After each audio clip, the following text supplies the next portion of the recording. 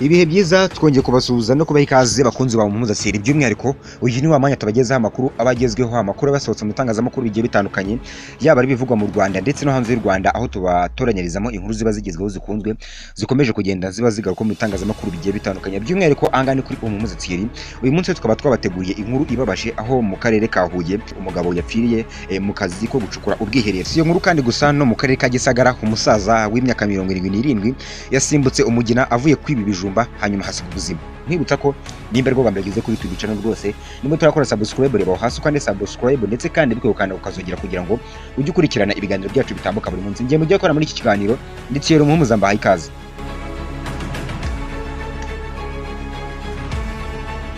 Umugabo witwa Niyibizi Albert uyu nguyu rero akaba ari mu kigero cy'imyaka iri hejuru ya 30 y'amavuko akaba yapfiriye mu mwobo bw'uburebure bwa metero 12 yacukuraga. Ubu mwobo rero ukaba waragenewe kuzakoreshwa mu bwiherero. Iyi ngiyi rero ni inkuru yasakaye mu masaha y'amanywa yo kuri 29 Kanama 2025. Ibi ngibi rero bikaba byajije kubera aho yacukuraga ubwiherero mu mudugudu w'Akabuye akagari ka Butare by'umwihariko rero akaba ari mu murenge wa Ngoma mu karere ka Huye. By'umwihariko bitewe nuko wari umwobo muremure cyane byageze umwanya wo kuvamo biramunanira, abari aho ngaho bakavuga ko yaba ari gaze yaba yatumye apfira muri uwo mwobo.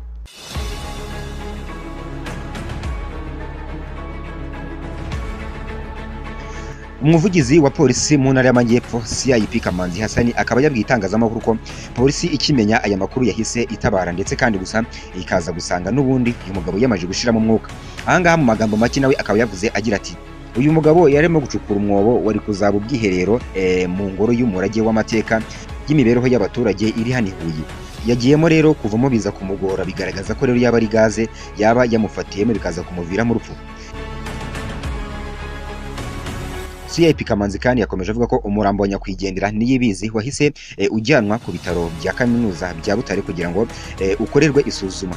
By'umwihariko amakuru dukesha ikinyamakuru Igihe cyamenye nuko uyu mugabo atari afite ibyangombwa bimuranga by'umwihariko, niyo mpamvu rero umwirondoro we wuzuye utahise uboneka. Ibi ngibi bikaba byatumye haza kuba hagorana kugira ngo hamenyekane umuryango. Umusaza w'imyaka 77 yapfuye nyuma yo gusimbuka ahunga abari bamuguye gitumo ari mu murima w'ibijumba yaragiye kwiba maze aza kuvunika biza kumuviramo urupfu. Ubu bujura avugwaho bwabaye mu ijoro ku itariki 28 Kanama 2025 mu mudugudu wa Buhoro akagari ka Duwane ku murenge wa Kibirizi ho mu karere ka Gisagara. Amakuru dukesha polisi avuga ko uwo musaza yagiye mu murima w'uwitwa Gasana Pascal kwiba ibijumba maze rero haramubona ndeko kumwirukanga inyuma bashaka kumufata, nuko rero muko kumwirukangana ahunga nyakwigendera nibwo yasimbutse umugira muremure cyane hanyuma haza kugwa hasi aravunika hanyuma rero nyuma biza kumuviramo urupfu. Umuvugizi wa polisi y'u Rwanda mu ntara y'Amajyepfo CIP Hasani Kamanzi akabwiye itangazamakuru ko nyuma y'iki kibazo polisi yahise ihagera ku gihe hanyuma igafata abagira kuri 7 bakekwaho urwo rugomo ndetse kandi bakajya gufungwa bahorwa kwihanira. CIP Kamanzi kandi yanakomeje yihanangiriza abaturage abasaba kugendera kure umuco mubi wo kwihanira kuko iki ngiki ari cyaha gihanwa n'amategeko, ahubwo abashishikariza kujya batangira amakuru ku gihe igihe icyo ari cyo cyose baba babonye ikintu icyo ari cyo cyose babona ko icyo kintu gihungabanya umutekano ndetse n'ituze ry'abaturage.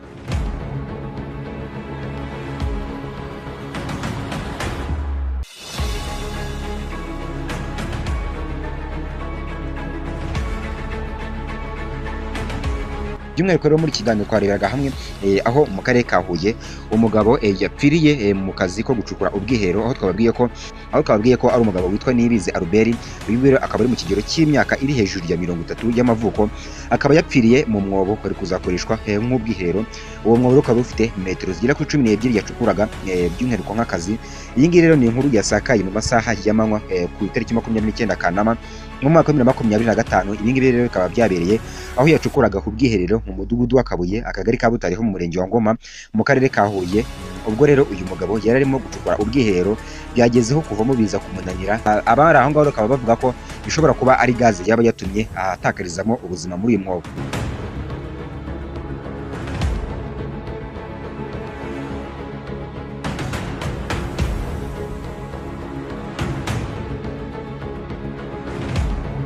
Nkuko twababwiye rero umuvugizi wa polisi mu ntara y'Amajyepfo CIP Kamanzi Hasani akababwiye itangazamakuru ko polisi ikimara kumenya aya makuru yahise itabara gusa iza gusanga uno mugabo yamaje gushiramo umwuka. CIP Kamanzi kandi yanakomeje avuga ko umurambo wa nyakwigendera Niyibizi wahise ujyanwa ku bitaro bya kaminuza ya Butare kugira ngo ukorerwe isuzuma. By'umwihariko rero amakuru dukesha ikinyamakuru Igihe ngo nuko uno mugabo atari afite ibyangombwa bimuranga, bityo ko bikaba byagoranye cyane kugira ngo bamenye umuryango w'uyu mugabo cyangwa se aho akomoka. By'umwihariko aha ni kuri Umuhoza Thierry, nkwibutsa ko nimba utarakora subscribe reba hasi ukande subscribe ndetse kandi wirukana ukazugira kugira ngo ujye ukurikirana ibiganiro byacu bitambuka buri munsi. Njye nditse Umuhoza, andi makuru agezweho mu kanya.